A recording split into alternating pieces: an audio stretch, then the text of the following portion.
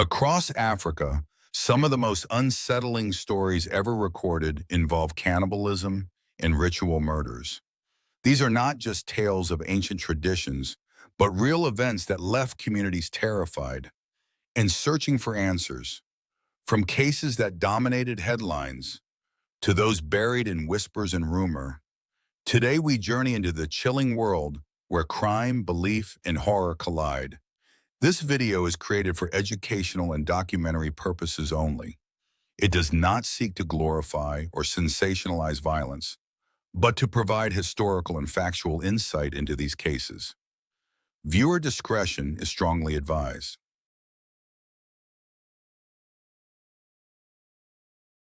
On a warm August evening in 2021, in the quiet town of Abesim near Sunyani, Ghana, a desperate father forced his way into a neighbor's home. What began as a search for his missing son quickly spiraled into a nightmare that would scar the community forever.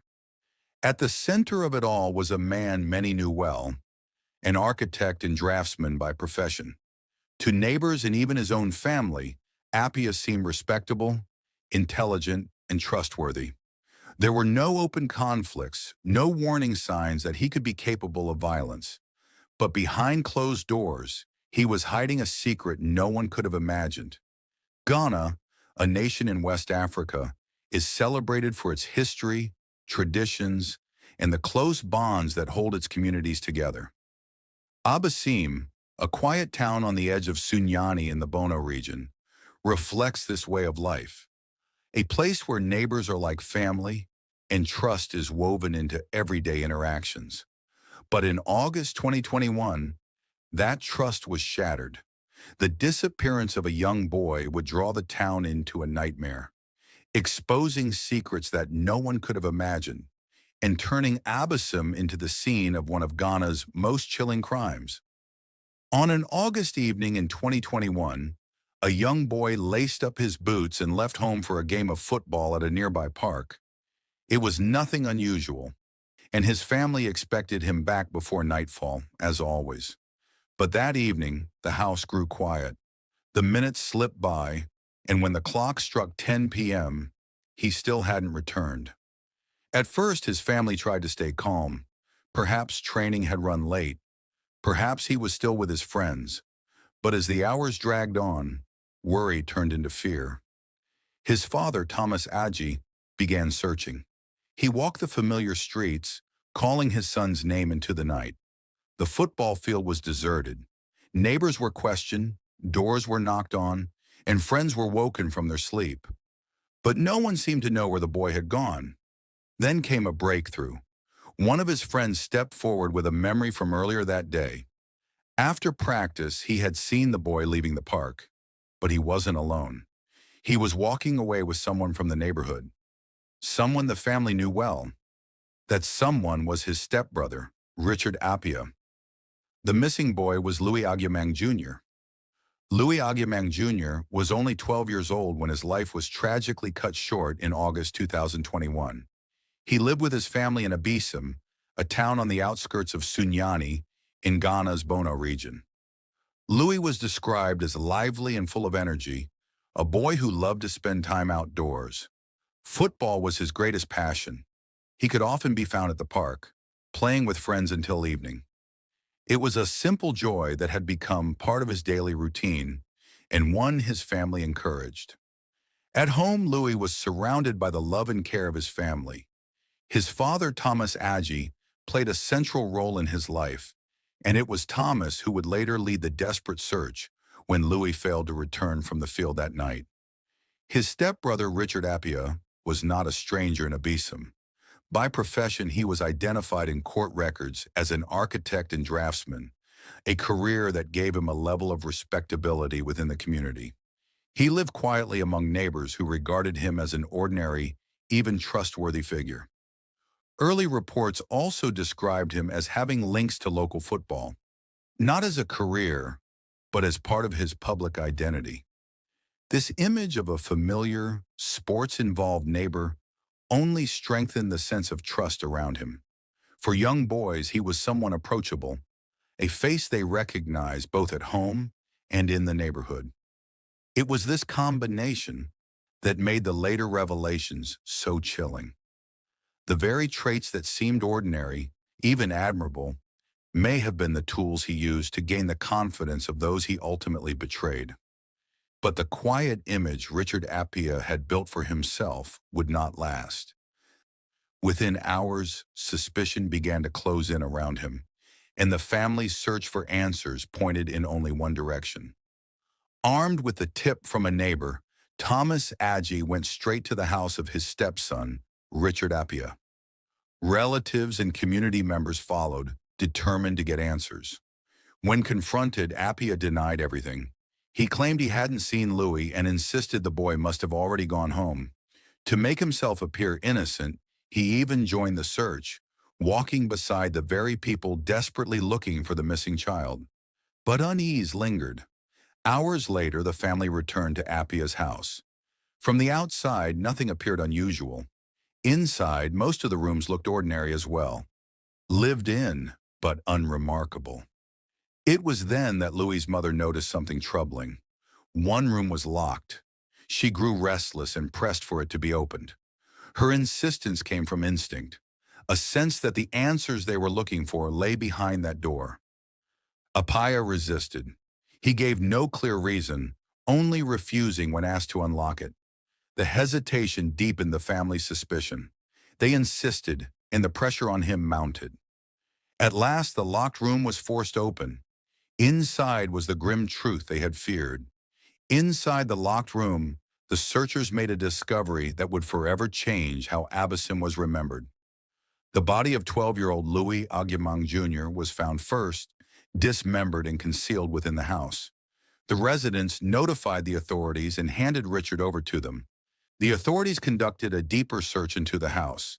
They discovered the remains of another victim, 15-year-old Stephen Sarpong, who, according to his father, had been missing for about a week before the search.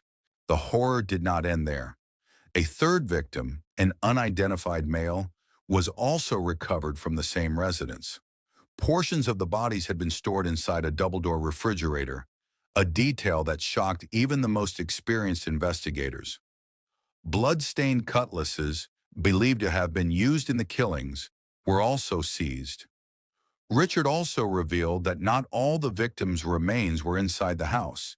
He admitted that parts of the bodies had been taken elsewhere. Acting on this information, the search party and investigators were led to a nearby cocoa farm. There, buried beneath the soil, the intestines of one of the victims were recovered. These remains were carefully exhumed and later transported, along with the other bodies, to the police hospital morgue in Accra for forensic and pathological examination. This revelation deepened the sense of horror. It showed that the killings were not only brutal, but also deliberate in their concealment. After the discovery, the details of what was found inside the house fueled widespread speculation. The storage of the victims' bodies in a refrigerator led some to believe that cannibalism might have been involved. Others pointed to the possibility of ritual practices, with media reports at the time highlighting fears of occult motives. But despite the suspicions, neither theory was ever proven in court, leaving the true motive behind Richard Appiah's actions unanswered. After his arrest, Richard Appiah was interrogated. During questioning, he confessed that the dismembered bodies found in his home were those of his stepbrother, Louis Agyemang Jr., and 15-year-old Stephen Sarpong. His admission confirmed what the family had feared and what the search had uncovered. Richard Appiah was first held in police custody in Sunyani. Within days, he was presented before a district court in Accra, which ordered that he be remanded into lawful custody pending further proceedings. From that point forward, he remained detained for nearly 4 years before his trial began. During this period, Appiah's case moved slowly through the courts. In January 2022, a scheduled hearing was adjourned because the magistrate was on leave, adding to the delays that characterized the pretrial process. In July 2023, the court ordered a psychiatric evaluation after reports of unusual behavior while in detention, including drinking his own urine. Two doctors later testified that although he showed improvement with medication and was capable of understanding the charges, he had likely been suffering from defects of reasoning at the time of the crimes. By May 26, 2025, Appiah had spent approximately 3 years and 9 months in custody. On that date, his trial finally commenced before a seven-member jury at the Accra High Court. And while the proceedings are still ongoing, the weight of evidence, the testimony of witnesses, and the shocking discoveries made in his own home mean that the people of Abesim and the families of the victims continue to wait for justice that is long overdue. For Abesim, the horror of what was uncovered in 2021 has left a wound that will never fully heal. Two young lives, Louis Agyemang Jr. and Stephen Sarpong, were cut short in the most brutal way imaginable. May they rest in peace, and may their families one day find comfort in the truth and justice they deserve.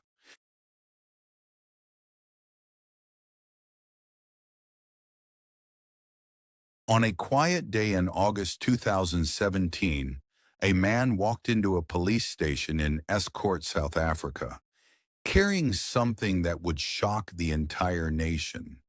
Inside his bag were human remains. The man was 32-year-old Nino Mbatha, a traditional healer known locally as a Sangoma. What he revealed to the police was no ordinary crime. It was the beginning of a case involving cannibalism, ritual practices, and the brutal murder of a young woman. What followed was a series of revelations that horrified the nation. This is the story of how a respected healer turned into a killer, and how his own confession exposed a crime unlike anything the town of Estcourt had ever seen. Estcourt is a small town in KwaZulu-Natal, South Africa. Known for its quiet streets and close-knit community, life here is often simple and routine. But beneath the surface, the town, like many others, faces challenges such as unemployment, poverty, and a strong reliance on traditional practices. In South Africa, traditional healers, particularly diviners known as sangomas, are deeply rooted in the cultural and spiritual fabric of many African communities. For millions, they are more than healers. They are counselors, protectors, and spiritual guides, helping families navigate illness, misfortune, and conflict. A Sangoma acts as a bridge to the ancestors, often entering trance states, interpreting dreams, or casting bonds in divination rituals. The journey to becoming a Sangoma is called ukuthwasa. It's not a career that one chooses, but a calling, often beginning with a mysterious illness that cannot be cured by modern medicine. A trainee undergoes years of apprenticeship, learning ritual, humility, and the preparation of muti, or healing medicine. It was within this complex environment, where cultural reverence, economic hardship, and dangerous exploitation intersect, that a man named Nino Mbatha would emerge. Little is known about his personal life, early years, or family before 2017. Public records and news reports focus primarily on the crimes he committed rather than his upbringing or history. His life prior to the events that brought him notoriety remains largely a mystery. What is known is that Mbatha lived in Estcourt and worked as a traditional healer. Mbatha's role as a healer was central to his identity, but later also became linked to the acts that would shock the nation. By 2017, he was 32 years old, and those who knew him described him as a man whose mental stability was questionable. He did not commit his crimes alone.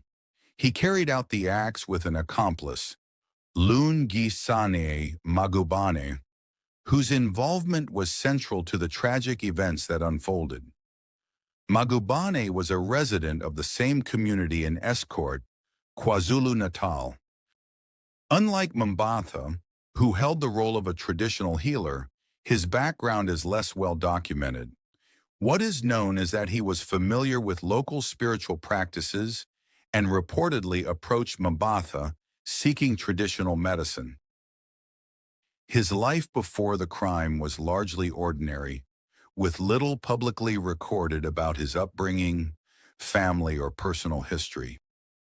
In early 2017, Magubani approached Mbatha, seeking assistance to improve his luck, find work, and become more attractive to women. Mbatha told Magubani that the ancestors required blood to be spilled for the traditional medicine to work. He explicitly instructed Magubani that he needed to bring him a woman or a child for this purpose. On August 18, 2017, Nino Mbatha walked into the escort police station. What he said and what followed was as horrifying as it was bizarre. Mbatha told officers that he was a traditional healer who needed help because he was tired of eating human flesh. Initially, police officers did not believe his claim, assuming he was mentally unstable. To prove his statement, he took out a bag and produced a human hand and a leg, placing them on the police counter. He was carrying a pink school bag containing human body parts. The horrifying display convinced the officers of the gravity of the situation, and an investigation was immediately launched. After his confession, he led officers to a small house he had been renting on the outskirts of Escort. What they found inside was beyond anything they had imagined. The moment the police entered, they were overwhelmed by the smell of decay. The stench was so strong that the neighbors had already complained about it to the landlord. Inside, the house was filthy, cluttered, and chaotic. But the true horror lay in the objects scattered across the room. On the stove was a pot containing a human ear, slowly boiling. Nearby, a plastic bucket held what appeared to be human intestines. On the floor sat a dish with a severed ear, placed upon it as if it were food. In one corner, officers discovered a suitcase stuffed with dismembered body parts. Torn and bloodied clothing was also found, covered in dust and grass, mixed in among the remains. Forensic experts immediately took control of the scene. The investigation did not stop inside the house. In a nearby field, investigators uncovered the main portion of the body, severely mutilated and beheaded, buried beneath the soil. DNA analysis later confirmed that the remains belonged to Zanele Latswayo, revealing the identity of the victim at the heart of this shocking case. Little personal information about Zanele has been made public in order to protect her family from further distress. What is known comes primarily from trial records and news reports. Zanele was 24 years old, born around 1993, and lived in the Shayamoyo village near Escort. She was a mother to a 2-year-old son, and her family spoke in media reports about their grief and horror following her disappearance. Her last known movements were on July 25, 2017, when she left home, telling her family she was traveling to Peter Maritzburg to visit a relative. On the day of the abduction, Zanele was on her way to visit her grandmother. She had been drinking and was in a vulnerable state when Magubana and Kayalia Lamula intercepted her. They lured her into their car under false pretenses. The men drove her to Mbatha's house in an area near Escort. It was there, inside the small house, that the murder took place. Mbatha was present and directly assisted in the killing. Her throat was slit and she was beheaded. Following her murder, her body was mutilated. Parts of her were removed for ritual purposes, including internal organs, hands, and feet. Court testimony later revealed that she had been sexually assaulted prior to her death. The clothing recovered from the house, torn and bloodied, was confirmed to be hers. The garments bore traces of grass and dust from her struggle, reflecting the violent handling of her body. Some of her body parts were stored in containers, cooking pots, and a suitcase for ritual purposes. The remaining parts, including her decapitated head and major portions of her body, were buried under rocks in a nearby field. Her disappearance triggered immediate concern from her family. They reported her missing, unaware of the horrifying reality unfolding behind the scenes. Ultimately, the crime came to light when Mbatha confessed to the police in August 2017, revealing the details that had remained hidden. Authorities suspected that Mbatha did not act alone, prompting a broader sweep of potential collaborators. This was when Magubane, the accomplice, was soon placed under surveillance.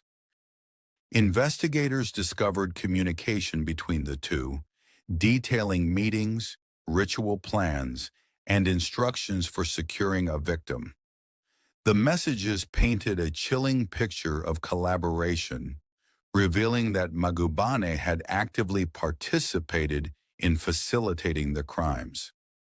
Police then moved to apprehend Magubane, who was arrested without resistance.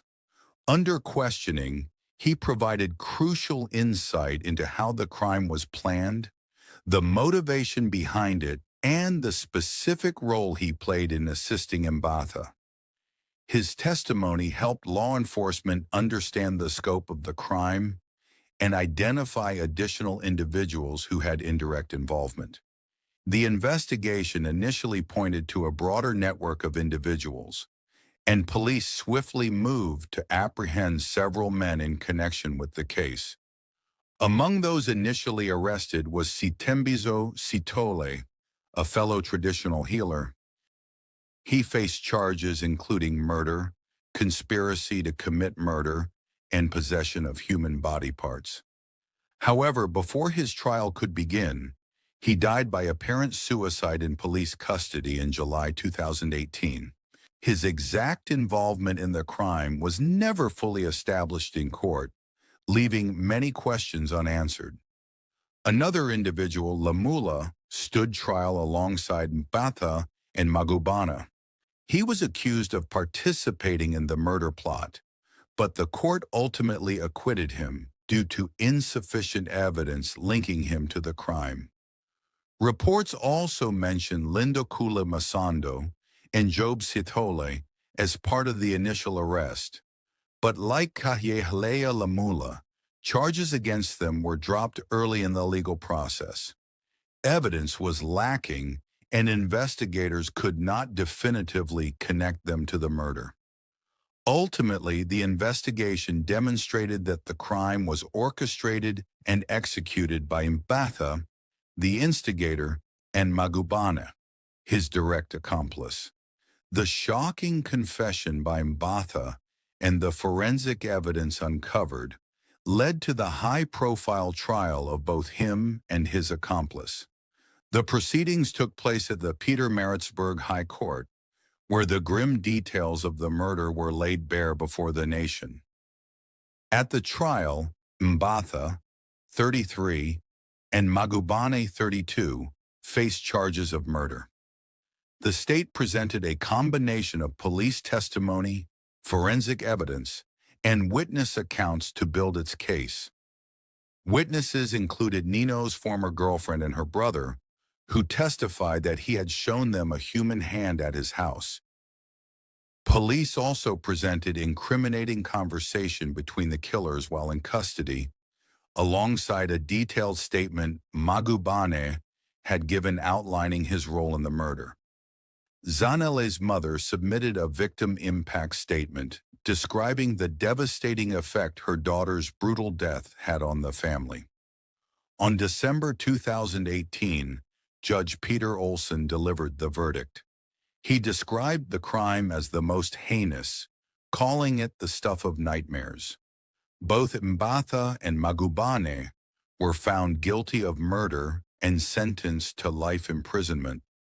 Mbatha was acquitted of possession of human body parts, as the charge was considered duplicative of the murder conviction and of dealing in body parts due to insufficient evidence. The case sparked widespread public outrage, with residents protesting outside the courthouse. Legally, it also highlighted a unique challenge. South African law does not criminalize cannibalism, but the mutilation of a corpse and the possession of human tissue are prosecutable offenses. Prosecutors focused on these charges, ensuring that justice was delivered despite the absence of law specifically addressing cannibalism. The shocking case of Mbatha and Magubane reminds us that even trusted figures can exploit authority and cultural beliefs. It also highlights the delicate balance between respecting tradition and protecting communities from abuse, a challenge faced by law enforcement, families, and society at large. For the people of Escourt and the family of Zanele Latswayo, justice was served through the courts, but the emotional scars remain, a stark reminder of how deeply such crimes can affect a community.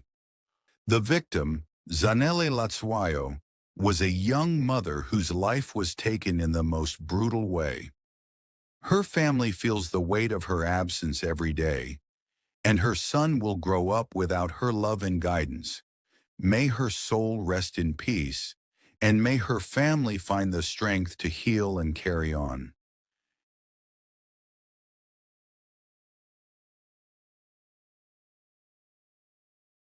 In Lagos, Nigeria, a city of millions, a dark and disturbing story unfolded in 1999. Beneath one of the busiest highways, a secret world existed. A world that would shock the nation and leave one name forever etched in Nigeria's criminal history: Clifford Orji. Very little is known about Clifford's early life. Information about his childhood, family, and education is scarce, and many details remain conflicting.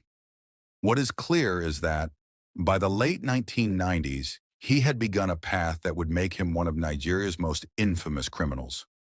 Clifford claimed to police that he was from Enugu State, though no family members ever came forward to confirm his identity. His origins remain shrouded in mystery, adding to the fear and curiosity that would later surround his story.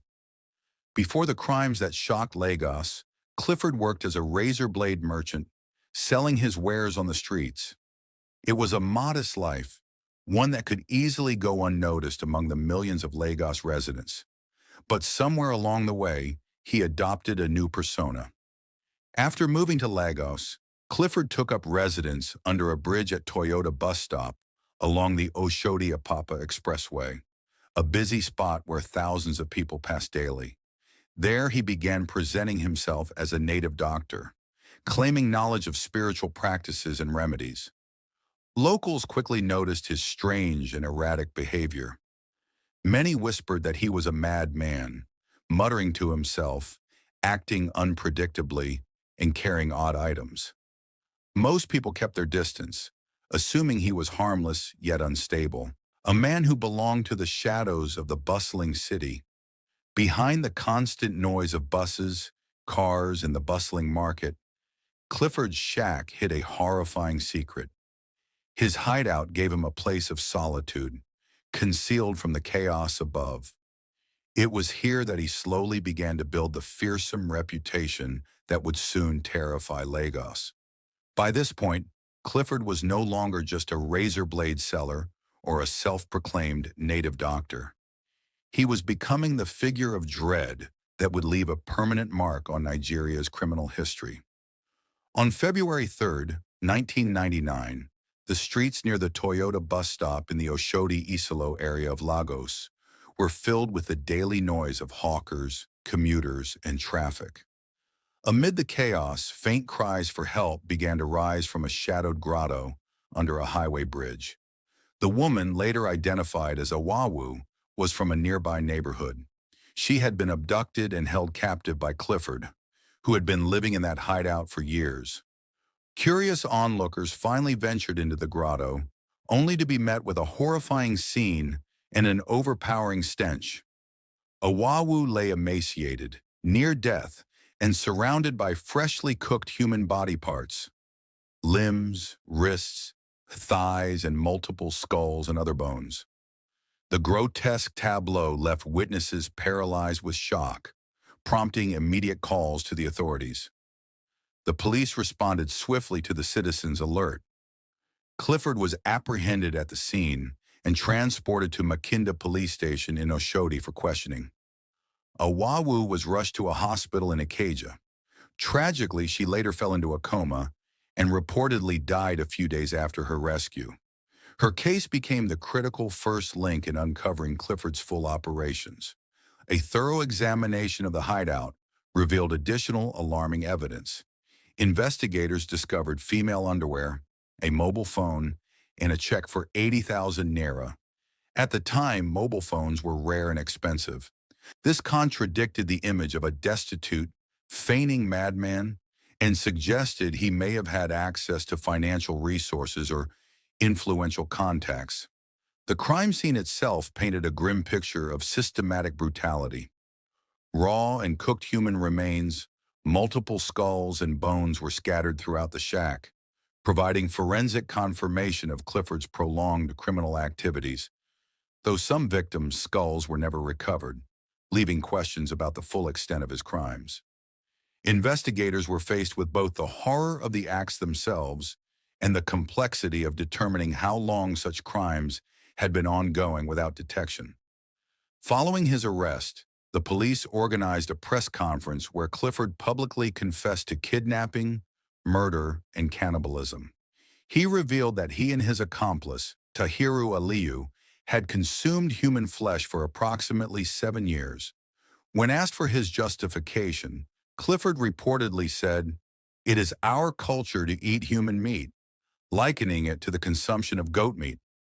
Clifford detailed his methods for luring victims. He primarily targeted young women and girls, often those hawking wares in the streets. He would feign interest in purchasing their goods, using this pretense to draw them into his lair. He also described a tactic he referred to as entrancing, which involved blowing on the foreheads of victims to gain control over them before leading them into captivity. He explained the division of labor within his criminal enterprise. Aliyu acted as the human hunter, capturing victims, while Clifford positioned himself as the butcher, responsible for killing and processing them. Clifford also claimed to have had between 4 and 10 additional accomplices, each taking portions of the butchered victims, though none of these individuals were ever apprehended. While Clifford spoke of multiple accomplices, only Tahiru Aliyu was definitively identified. After Clifford's arrest, the mob that had gathered reportedly turned on Aliyu. They demolished his shack and discovered a pit used to hold victims before killing and processing. Aliyu was reportedly killed on the spot, an act of vigilante justice that effectively ended any formal investigation into his role. Delays and systemic failures in the legal process, coupled with the lack of a formal trial, meant these chilling allegations remained uninvestigated and unresolved, leaving lingering questions about the scale of the operation and possible high-profile connections. Investigators noted Clifford's ability to manipulate perception. He pretended to be mentally unstable, wandering the streets and acting erratically to avoid scrutiny. His persona as a native doctor allowed him to gain trust among unsuspecting residents, masking his true intentions. The combination of psychological manipulation and the physical concealment of his hideout beneath a busy highway bridge allowed him to operate undetected for years.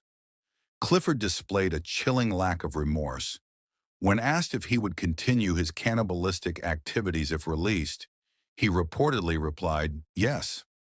His brazen admissions left investigators and the public questioning the extent of his mental instability.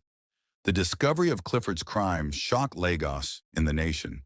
Media outlets covered the story extensively, and public outrage was fueled by the mob justice that claimed Aliyu's life. The case highlighted systemic weaknesses in law enforcement and judicial processes in Nigeria, exposing failures to properly investigate allegations of ritualistic killings and human trafficking. Forensic analysis and police reports revealed multiple instances of kidnapping, human trafficking, and ritualistic killings. Some victims' remains had been cooked, while others were preserved, indicating a combination of consumption and trade. While the exact number of victims remains unknown, Clifford's confessions, Awawu's rescue, and Aliyu's identification painted a terrifying portrait of systematic, predatory violence. Clifford Orji was arraigned in a magistrate's court on February 19th, shortly after his capture, and formally remanded for murder on December 7, 2000, at Kirikiri Maximum Security Prison. However, despite these formal proceedings, his case never proceeded to a full trial. This stalling exposed significant inadequacies in Nigeria's judicial and mental health systems, as well as systemic failures in prison management. During his prolonged detention, Clifford's mental health deteriorated drastically.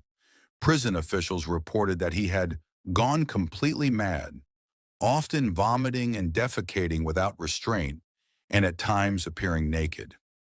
He lived in complete isolation, with no family members or visitors ever coming to see him, deepening his mental and emotional decline. Repeated efforts to transfer him to psychiatric hospitals for treatment were rejected, as facilities cited a lack of long-term resources to manage his condition. The Lagos State Attorney General at the time later noted that Orji's case was stalled because a person cannot be tried if they are not mentally stable, underscoring the legal complications that kept him in limbo. After more than a decade without trial, Clifford filed a lawsuit in April 2012 against the Lagos State Attorney General and the Commissioner of Police for unlawful imprisonment, requesting 1 million naira in damages. The suit requested that his continued detention be declared a violation of his constitutional right to liberty. However, the lawsuit was dismissed on October 4, 2012, after it was confirmed that Clifford had died in custody on August 17, 2012, at the age of 46. At the time, his lawyer stated that the cause of death was gastroenteritis, though the exact circumstances were complicated by years of neglect, isolation, and deteriorating mental and physical health. Clifford's death effectively ended all legal proceedings, leaving many questions unanswered. His victims' families were denied the closure of a formal trial, and his claims about a network of accomplices and alleged connections to high-profile individuals remained unresolved. His prolonged detention without trial, combined with extreme isolation, poor prison conditions, and untreated mental illness, illustrates the tragic intersection of criminality and systemic failure. The case of Clifford Orji stands as a chilling example of Nigeria's broken criminal justice system, highlighting judicial delays, inadequate prison care, mental health neglect, and the failure to fully investigate organized criminal networks. Even years after his death, his story continues to serve as a warning about the consequences of unchecked criminal behavior, systemic inefficiency, and societal negligence in addressing extreme crimes.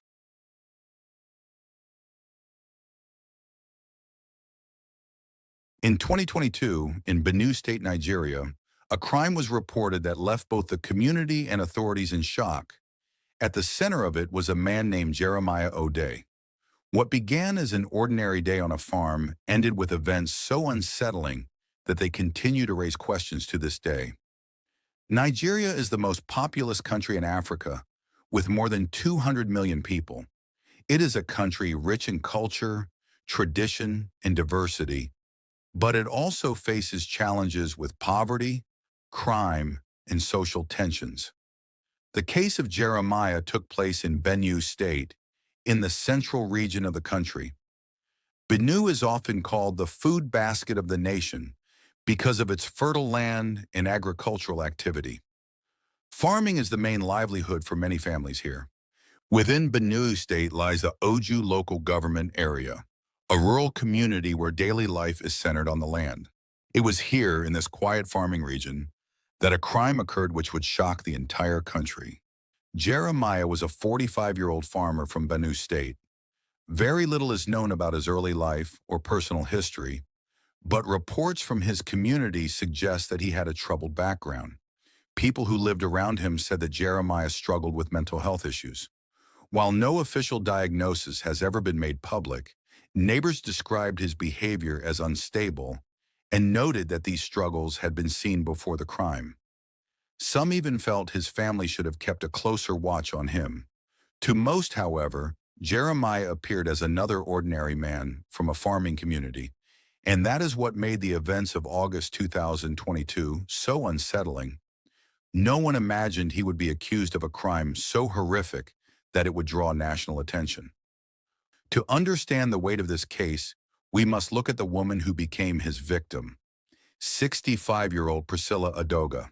Priscilla was the wife of Jeremiah's uncle, making the crime not only a brutal act, but one committed within the extended family.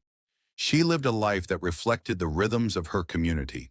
Farming was her occupation and her daily routine. Like many in Benue State, she relied on the land for survival and worked hard to provide for her family. On August 19, 2022, she went to her farm as she had done countless times before. But that day, she never made it home. What happened to her on the farm marked the beginning of one of the most unsettling cases in recent memory. Reports do not mention any history of bad blood or even a specific argument between Jeremiah and Priscilla before the attack. By all accounts, there was nothing to suggest that violence was coming. In the evening, Priscilla did not return home from her farm at her usual time. For her family, this was unusual. Farming was her daily routine, and she was known for coming back before nightfall. When the hours passed with no sign of her, her relatives set out to search. As they moved through the farmland, they noticed something familiar: smoke rising from a cooking fire.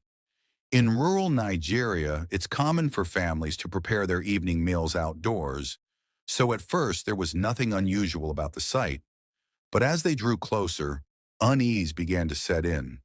The man at the fire was none other than Jeremiah, and what he was preparing was not an ordinary meal.